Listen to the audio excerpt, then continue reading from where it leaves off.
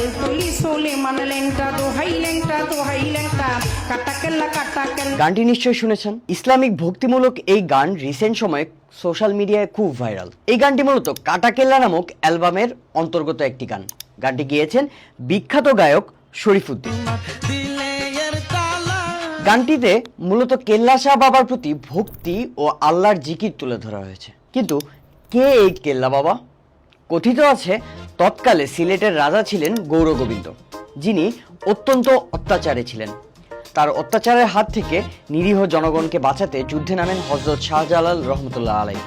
৩৬০ জন আউলিয়াও তার সাথে যুদ্ধে অংশগ্রহণ করেছিলেন। রাজা গৌরগোবিন্দের ছিল ৭ তলা বিশিষ্ট দুর্ভেদ্য এক প্রাসাদ। এমত অবস্থায় প্রাসাদকে জয় করার জন্য তীর ধনুক দিয়ে কিছুক্ষণ চেষ্টা করা হলো, কিন্তু দূর থেকে কোনোভাবেই প্রাসাদ ভেদ করা যাচ্ছিল না। আসরের সময় হয়ে এসেছে।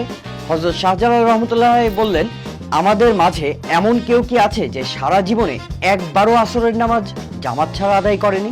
এমন কঠিন শর্তে বলতে গেলে কেউই উত্তীর্ণ হচ্ছিল না, কিন্তু খুঁজে একজনকে পাওয়া গেল যে তার জীবনে সকল আসর নামাজ জামাতের সাথে আদায় করেছে।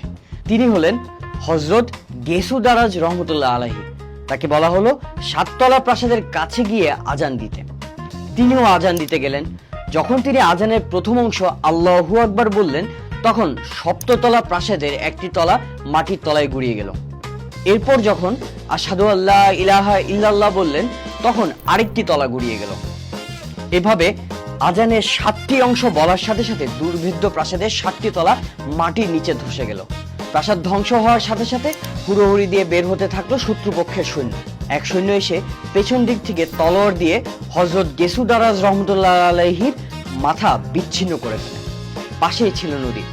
কাটা মাথা এই নদীতে গিয়ে পড়ল। অন্যদিকে মাথাবিহীন অবস্থাতেই জয় হবার আগ পর্যন্ত যুদ্ধ চালিয়ে যেতে থাকে দেহটি। এরপর সময় অতিবাহিত হয় এবং পানির স্রোতে মাথাটি ধীরে ধীরে সিলেট থেকে ভেসে ভেসে ব্রাহ্মণবাড়িয়াতে চলে আসে। ব্রাহ্মণবাড়িয়াতে অবস্থিত তিতাস নদী।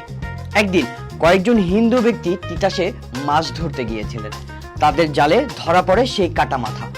তারা এটিকে ধরতে যাবে, এমন সময় মাথাটি অলৌকিকভাবে কথা বলে ওঠে। কেল্লাটি জানায় হিন্দু হয়ে এটিকে যেন তারা স্পর্শ না করে। স্পর্শ করার আগে তারা যেন অবশ্যই মুসলমান হয়ে নেয়। এমন অলৌকিকতায় তারা মুগ্ধ হয়ে যায় এবং কেল্লা বাবার মাথা তাদের কালেমা পড়ায়।